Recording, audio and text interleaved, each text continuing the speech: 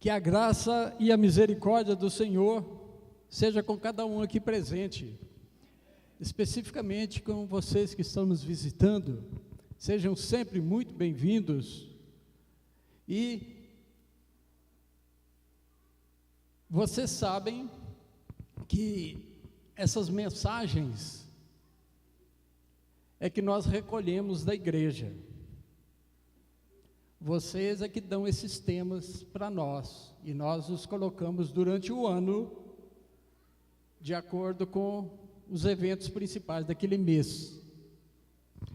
Então eu não sei quem mais pediu que fosse falado sobre isso. O que Jesus ensina em Marcos 12, 28 e 31. Nós acabamos de cantar, né? Isso é o credo judeu, é o credo do judeu fiel. Nós não podemos mexer nisso. A explicação que vem sobre isso aí, esse ensinamento não tem como explicá-lo mais do que ele está escrito. O que se tem é que cumprir isso, não é?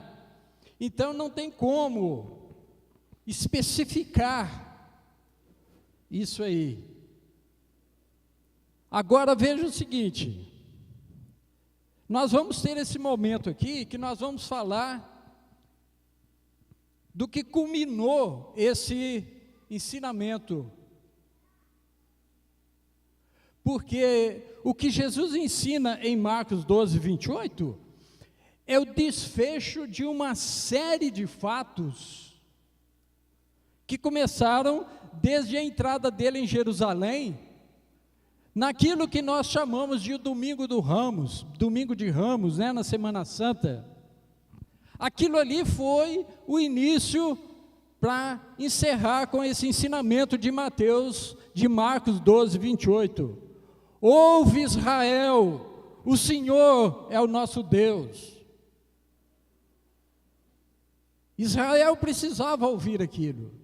Então, nesse tempo em que nós vamos estar falando do que envolve até que chegar nessa posição, até chegar nesse texto, nós vamos ter aqui uns 20 minutos de aula do SBN. Nós vamos falar uma aula em 20 minutos, uma aula de 3 horas, nós vamos colocá-la aqui em 20 minutos. Não é?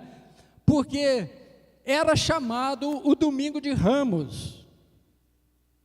E, cadê o Nigucinho? Aí. Então, nisso que nós conhecemos como Domingo de Ramos, começou aquela que é a última semana de Jesus aqui na terra. E nós vemos que chegou. É o desfecho de tudo aquilo que começa nesse Domingo do Ramos, esse ensinamento de Marcos 12, 28 a 31. Porque é bem claro esse contexto que começa em capítulo 11, versículo 1, e vai até o capítulo 12, no versículo 44. E tudo aquilo ali gira em torno de poder, gira em torno de comércio, gira em torno de tributo, riqueza e principalmente rejeição à palavra de Deus. E nós precisamos entender isso, porque quando fala de rejeição à palavra de Deus, é muito atual isso entre nós, porque muitas pessoas estão no movimento religioso, mas estão tão fora daquilo que Deus está esperando que a pessoa siga, que a pessoa faça e que ela volte de verdade o seu coração, o seu entendimento para o que ele está falando. Então, nesse texto, Jesus entra em Jerusalém e diz o versículo 11, fala que ele vai ao templo, depois que ele entra triunfalmente, tem aquela exposição de mantos e palmas espalhando o vão, né? Nós cantamos isso, depois que acontece aquilo, ele vai até o templo, e um detalhe que nós vemos aqui, ele observa tudo por ali, e como já era tarde, ele vai para Betânia com os 12. Agora, irmãos, na segunda-feira, houve aquela situação da figueira, né? A figueira sem frutos, aquela figueira que é o tipo, que é uma figura assim para o que acontecia com Israel. Israel é essa figueira que não dava fruto para Deus, não é? Então Jesus, ele vai até, após chegar a Jerusalém, o versículo 15 fala aí para nós que ele vai lá no templo e ele promove uma limpeza no comércio do templo. Às vezes nós somos acostumados a falar que Jesus promoveu a limpeza no templo. Jesus não promoveu limpeza no templo, coisa nenhuma. Jesus promoveu uma limpeza no comércio que havia ali. Era aquela desonestidade que havia ali na casa de Deus, é que Jesus acabou com aquilo ali, não é? Ele chegou lá e promoveu essa limpeza. O que nós podemos entender, o que acontecia ali naquele local, para Jesus fazer o que fez, porque era um comércio corrupto, era um comércio ilegal na casa de Deus, comércio ilícito de animais e de câmbio, não é? Eles cobravam um deságio muito grande para aquelas pessoas de outros países, aqueles judeus, e até alguns gentios de outros países que iam a Jerusalém para adorar a Deus, e levavam o seu dinheiro, e chegava lá, era trocado pelo dinheiro local, e eles cobravam um deságio enorme, vergonhoso, para fazer essa troca do dinheiro. É como aqui hoje para a gente entender, como se alguém fosse viajar para os Estados Unidos, por exemplo, e comprar dólar. Um dólar, não sei, deve estar em torno de 3,60, 3,80 por aí. E quando volta, aquele que sobra você vai vender, eles te pagam 3 por ele. Era mais ou menos assim o que acontecia lá. Era uma desonestidade violenta na casa de Deus. Então, daquela negociata, os líderes judaicos que vinham do partido dos saduceus, porque quem compunha o sinédrio dos judeus eram os saduceus, eles eram a casta do judaísmo, não é? E a gente vai ver como que Jesus já chega direto neles lá daqui a pouco, para ver que eles precisavam de voltar para a palavra de Deus, estar dentro da palavra de Deus.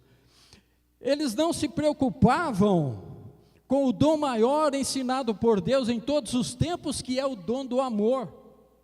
No ensinamento de Marcos 12, 28 a 31, Jesus está falando exatamente sobre amor. Só que agora, esse ensinamento sobre amor que Jesus está falando, é para essa turma aí. Jesus está falando, Jesus está ensinando amor para os líderes do judaísmo. Eles precisavam de aprender o que é amor. Todas as respostas de Jesus nesse contexto mostram para nós que não há amor a Deus e nem ao próximo naquela vida religiosa do templo em Jerusalém. Não havia amor naquilo ali. Houve, ó Israel, eles precisavam de entender aquilo.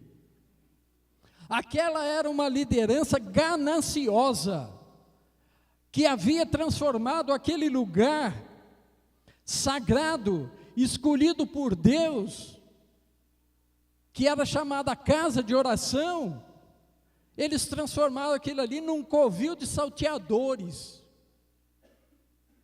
E esse é o ensinamento que é culminado com Marcos 12, 28. Aquela classe sacerdotal, Malaquias, 400 e tantos anos antes, já havia falado sobre aquela classe de servidores. Aqueles homens, o profeta Malaquias foi levantado exatamente para acusá-los. Em Malaquias capítulo 1, versículo 8, você vai encontrar lá que eles ofereciam animais cegos, animais aleijados, animais estrupiados, e eles ofereciam aquilo em sacrifício a Deus. Aí vem a pergunta lá em Malaquias. Aquilo era completamente proibido pela lei mosaica, o Pentateuco todo proibindo aquilo, principalmente em Levítico 22, 20, Deuteronômio 15, 21, que o animal, para ser oferecido em sacrifício para o nosso Deus, ele tinha que ser um animal sadio, um animal limpo, um animal escolhido, um animal limpinho. Por isso que o sangue de Jesus faz essa diferença para nós na nossa vida, porque exatamente o sangue dele foi oferecido sem pecado, limpo, puro. É o sangue que nos dá a vida, cobre os nossos pecados, nos leva de volta à vida junto de Deus. Esses sacerdotes, essa classe, eles precisavam entender isso, e o Malaquias, ele ainda escreve, oferece alguns desses animais a qualquer governador para ver o que vai acontecer. Ele vai se sentir insultado ao receber uma oferta daquela. No Malaquias ainda, capítulo 1, versículo 7, ele fala que eles ofereciam um pão imundo, não especifica que imundície que era não, mas eles ofereciam um pão imundo. E no versículo 13, lá está registrado que eles zombavam do que faziam. Uma palavra que não é muito conhecida da maioria aqui, mas lá está escrito que eles faziam muxoxo. Eles faziam muxoxo daquilo que eles estavam oferecendo para Deus. Tal era a situação que acontecia no templo. Assim que Jesus chegou no templo, irmãos, os três poderes chegaram junto dele. Esses três poderes chegaram lá, são quem? Os principais sacerdotes, os escribas, que são os mestres da lei em algumas versões, e os anciãos que são os líderes religiosos, né? Eles chegaram junto com Jesus, chegaram e perguntaram que autoridade ele tinha para fazer aquelas coisas. E essas coisas não são os milagres que ele fazia, não. Aquelas coisas que se passaram ali, que foi lido aqui, de ter virado aquelas mesas, de ter entornado aquele dinheiro dos cambistas pelo chão, soltado aqueles animais. Que autoridade ele tinha para fazer aquilo?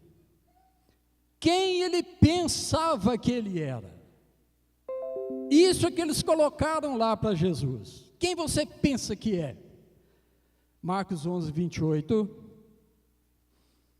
Jesus responde na pedagogia rabínica. Jesus responde como eles estavam acostumados a fazer. Jesus responde com uma outra pergunta, e uma pergunta que vai fazer eles voltarem para a palavra de Deus. Mas para conduzi-los de uma maneira clara, para induzi-los ao entendimento, e ele pergunta sobre o batismo do João Batista. O batismo dele é dos céus ou da terra? E aquilo tinha acontecido há uns 3 anos no máximo, então eles tinham aquilo na mente ainda, eles sabiam, eles podiam lembrar claramente daquilo. Então Jesus pergunta, o batismo do João era dos céus ou era da terra? O batismo para arrependimento que ele fazia, que o João pregava, isso é da autoridade lá que eles estavam perguntando, né? Quem você pensa que é? Marcos 1, 7. Isso. Depois de mim vem aquele, é a mensagem do João Batista, né? Depois de mim vem aquele que eu não sou digno de, curvando-me, desamarrar a correia das sandálias dele. Jesus leva aquela liderança religiosa a entender isso que o João estava falando, quem ele estava anunciando. Irmãos, Jesus responde amando aqueles homens. Eram homens que estavam na liderança da religião e estava daquela forma. Jesus, amando aquelas pessoas, leva-os a essa proclamação do João, para que eles possam então entender que aquele que o João pregou estava ali diante deles. Aquele que é mais poderoso do que o João estava ali, fazendo aquelas coisas que eles estavam perguntando. Era para que eles entendessem que o mesmo que deu autoridade ao João para batizar, deu autoridade a Jesus para fazer o que ele fez. Autorizou também a todos aqueles outros sinais que ele já havia feito. Mas aqueles homens, aquela liderança, o que eles fizeram? Eles decidiram por não responder. Não sabemos. Qualquer que fosse a resposta deles, eles teriam exposto a incredulidade deles ali. Então, o que seria mais terrível ainda, eles teriam que admitir a autoridade divina de Jesus. Isso ia ser uma derrota total para eles. Mas eles fizeram somente reafirmar a pobreza moral daquela liderança. Aquela liderança que eles desenvolviam ali era moralmente podre. E é isso que a gente vê quando a gente segue aí agora, a falta de coragem deles de assumirem quem era Jesus, faz parecer que ele até nem tinha autoridade, mas como ele é o líder, ele é o Senhor, ele é o poderoso Deus que nós temos, servimos e amamos. Imediatamente o que Jesus faz? Ele entra com a parábola dos lavradores maus. Jesus expõe para eles sobre aqueles lavradores maus, que o dono da vinha enviou os seus servos, eles os mataram todos, mas tinha um ainda, né, que era o filho dele. Ele falou: eu vou enviar o meu filho eles vão respeitar, o meu filho eles vão ouvir. E ele enviou o filho dele. Jesus fala também, nos versículos 10 e 11, Jesus fala sobre aquela pedra angular, que alinha toda a construção. Jesus é essa pedra angular, que alinha essa construção espiritual da igreja dele. A igreja de Jesus Cristo é espiritual, e ela está sendo construída, alinhada por essa pedra que é Jesus Cristo. Nós não podemos ter outra pedra que vá alinhar essa construção, como é Jesus Cristo. E Jesus fala disso lá, ele faz essa citação do Salmo 118. Então, pelas respostas de Jesus, eles perceberam, irmãos, eles perceberam de quem era a autoridade genuína para fazer o que foi feito. A liderança entendeu tranquilamente o que era. A fraqueza moral deles começaram, então, a procurar um meio de prendê-lo, porque perceberam que era contra eles que havia contado aquela parábola. Mas, o que acontecia? Tinham medo. Quem está no serviço de Deus não pode sentir medo nenhum. Nenhum. Sejam corajosos, não temam. Várias vezes Jesus colocou isso. Mas aquela liderança tinha medo da multidão. É muita gente. E daí? E por isso deixaram e foram embora. A fraqueza está mostrada. Mas eles não ficaram satisfeitos. Mais tarde eles enviaram alguns dos fariseus e os herodianos para o apanharem em alguma coisa que ele falasse. Começaram elogiando ele, né? O Senhor é mestre. O Senhor não se importa com quem quer que seja. O Senhor não é lisonjeador.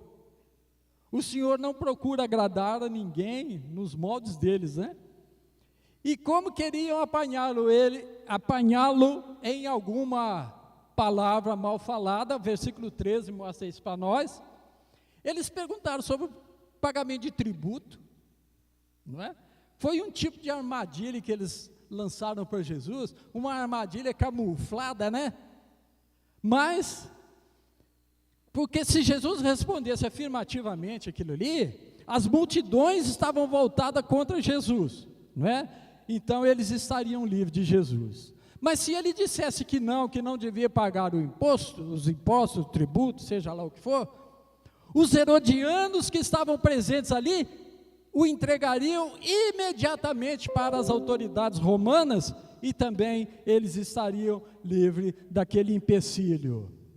Agora, como era da sabedoria daquele povo, Jesus pede também aquela moedinha, né?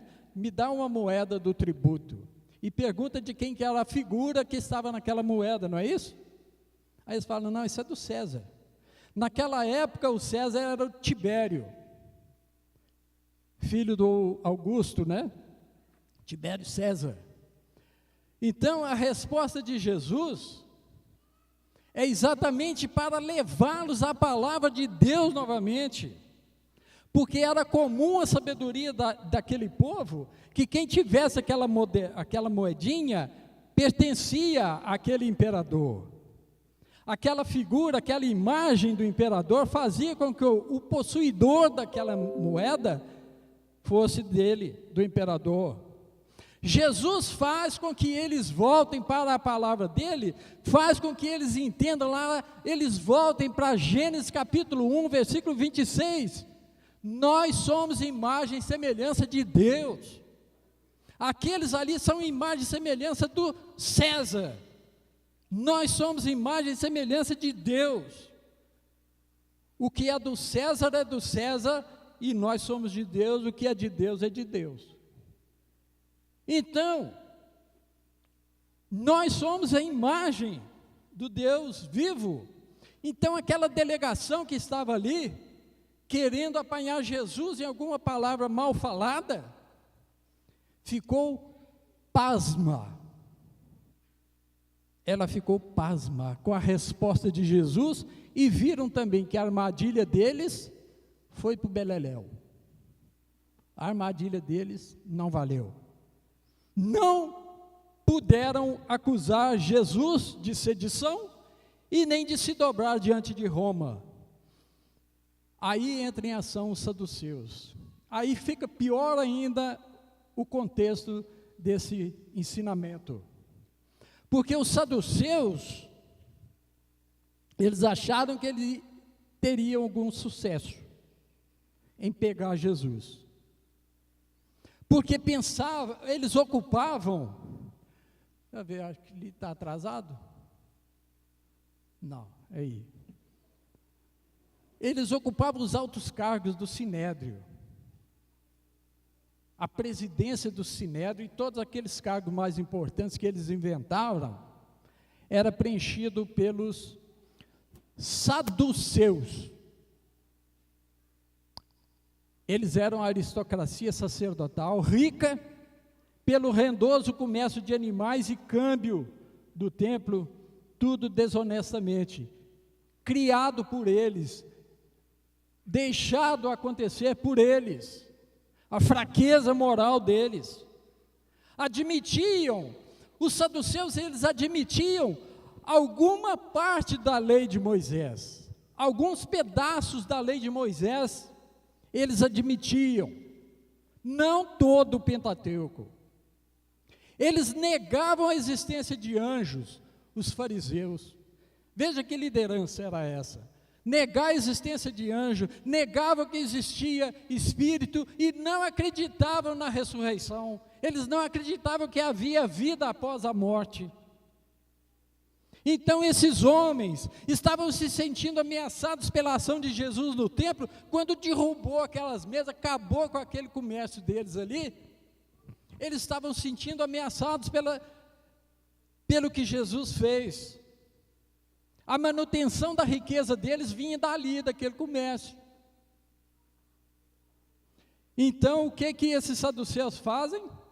Eles arrumam aquele caso lá daquela mulher que casou com 7 irmãos, né? Casou com o primeiro morreu, casou com o segundo morreu, até chegar no 7º. Aí eles perguntam a Jesus, e na ressurreição, de quem que ela será? Não é? Possivelmente isso era uma piada daquela época, que eles pegaram e colocaram para Jesus. De início nós vemos o que Jesus, como que ele chega falando lá para eles? Que eles estavam longe da palavra de Deus. Vocês erram não conhecendo a palavra de Deus, porque na ressurreição nem se casa e nem se dá em casamento. Lá na ressurreição, Jesus afirma, na ressurreição nós somos como os anjos, não vão ter essas preocupações de casar e casamento, essas coisas, isso lá não existirá. Deu problema aqui? Quem está fazendo isso?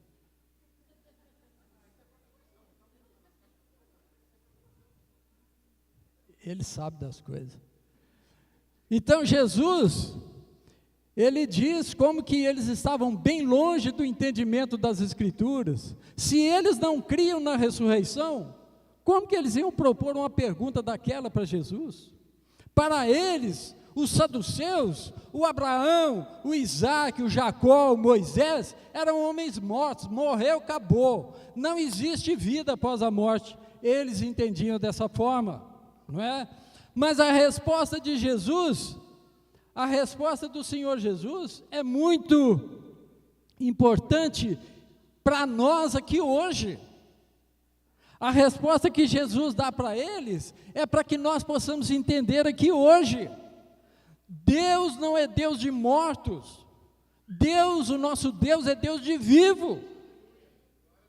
Por isso que esse ensinamento, ele faz esse apanhado tão forte, tão vigoroso, para a gente poder entender aquilo que eles não entendiam. A liderança maior da religião judaica não entendia. Eles achavam que Deus era Deus daquele povo morto, Abraão, Isaac, Jacó, Moisés. Jesus ensina, irmãos, que esta morte física pela qual nós passamos aqui, essa morte não acaba com a vida que Jesus nos dá. A vida que Jesus nos dá, ela é eterna. Aquela liderança religiosa não entendia isso. Aí está a pobreza moral do que eles... A natureza e o amor de Deus garantem a vida eterna a todos aqueles que perseverarem, fiéis até o fim. Essas duas passagens, Mateus 10, 22, Mateus 24, 13, falam exatamente isso. Aquele que perseverar até o fim, será salvo. Nós temos que perseverar, para chegarmos até a salvação, temos que perseverar até o fim, fiéis, entendendo o que o Senhor Deus está colocando para nós. Então é nesse ponto, para fechar isso aqui, é que entra na conversa quem? Aqui, um daqueles escribas, né? Um daqueles escribas e pergunta para Jesus. Aquele escriba, ele estava ouvindo a conversa toda, desde o princípio, então agora ele achou que era a vez dele chegar e se colocar para inquirir Jesus. E pergunta: qual é o mais importante de todos os mandamentos? Aí Jesus responde com o texto que é considerado o credo de todo judeu zeloso, que nós acabamos de cantar aqui antes dessa mensagem, não é? A resposta com essa passagem vem lá de Deuteronômio capítulo 4, versículo 5. Essa mensagem é que nós cantamos: ouve, ó Israel. Nós podemos traduzir, nós podemos fazer uma paráfrase disso aqui para a igreja, porque o Israel de Deus hoje é a igreja dele. Ouve, ó igreja. O Senhor nosso Deus é o único Senhor. Ame o Senhor, o seu Deus, de todo o seu coração, de toda a sua alma, de todo o seu entendimento, de todas as suas forças. E o segundo mandamento, agora veja o seguinte, esse escriba perguntou a Jesus qual era o primeiro, o mais importante dos mandamentos. Jesus fala 2. O segundo é este: ame o seu próximo como a si mesmo. Não existe mandamento maior do que estes, disse Jesus. A igreja tem que ser diferente daquilo que era o judaísmo. A igreja tem que ouvir o nosso Deus, amar o nosso Deus de todo o seu coração, de toda a sua alma, entendimento e força. Porque não existe amar o próximo como a nós mesmos, porque não existe mandamento maior do que esse. Então esse escriba, ele continua, né? No versículo 33, a gente vê que o escriba continua lá, que amar a Deus de todo o coração, de todo o entendimento, de toda a tua força, e amar ao próximo como a si mesmo, excede a todos os holocaustos e sacrifícios. E para receber a advertência de Jesus, que é uma advertência para nós, é uma advertência para nós: você não está longe do reino de Deus. Saber a palavra de Deus não te garante que você está no reino de Deus. O diabo conhece a palavra de Deus, no entanto é diabo. Ele conhece a palavra de Deus mais do que qualquer um de nós, mas ele é diabo. Ele é o acusador, ele é o inimigo. Por isso é que eu disse no princípio, irmãos, que esse ensinamento não tem como explicá-lo mais do que ele está falado. Ouve, ó Israel, o Senhor, teu Deus, o Senhor nosso Deus é o único Senhor. Ame-o de toda a tua força, de todo o teu coração, de toda a tua alma, de todo o teu entendimento. Não tem como mudar isso. Como não teve que mudar para o judaísmo, também não tem que mudar para a igreja. Não tem. Amar a Deus acima de tudo, acima de familiares. E é nesse ponto que eu quero encerrar isso aqui, irmãos, para que vocês possam ver Lucas 9, 23 e 25, não é? Essas passagens não estão na tela, mas nós vamos ler aqui, porque é importante a gente lembrar isso. Lucas 9, 23, Lucas capítulo 9, 23, diz assim: Jesus dizia a todos: se alguém quiser acompanhar-me, negue-se a si mesmo. Esse é o problema, irmãos. É muito difícil para muitos de nós negar a si mesmo, mas faz parte do ensinamento de Marcos 12, 28, negar a si mesmo, para amar a Deus de todo o teu coração, de toda a tua alma, de toda a tua força, de todo o teu entendimento. Negue-se a si mesmo, tome diariamente a sua cruz e siga-me. Pois quem quiser salvar a sua vida, a perderá, mas aquele que perder a sua vida por minha causa, este a salvará. Irmãos, Lucas 14, 26, logo aí na frente, diz o seguinte: se alguém vem a mim, e agora aqui toca num ponto sensível de cada um de nós, se alguém vem a mim e ama o seu pai, a sua mãe, sua mulher, seu filho, seu irmão, sua irmã, e até a sua própria vida mais do que a mim, não pode ser meu discípulo. E aquele que não carrega a sua cruz e não me segue, não pode ser meu discípulo. Aí está a dificuldade, irmão. E mais difícil ainda é o que o Mateus registrou. Mateus, no capítulo 10, versículo 36, Mateus capítulo 10, 36, ele coloca lá: assim os inimigos do homem são os da sua própria casa. Não é que nós temos que abandonar os nossos parentes, mas eles não podem tomar o lugar de Deus na nossa vida. O ensinamento de Marcos 12, 28 e 31 é esse: Deus é primeiro lugar na nossa vida. Toda a força, todo o entendimento, toda a alma, todo o coração é isso. É Deus em primeiro lugar, até diante dos nossos familiares, que são nossos entes mais queridos. Portanto, irmãos, com essa mensagem, eu queria chegar até aqui, que nós não devemos emitir juízo contra o nosso irmão. Nós temos que amar o nosso irmão como ele é, porque Deus faz isso.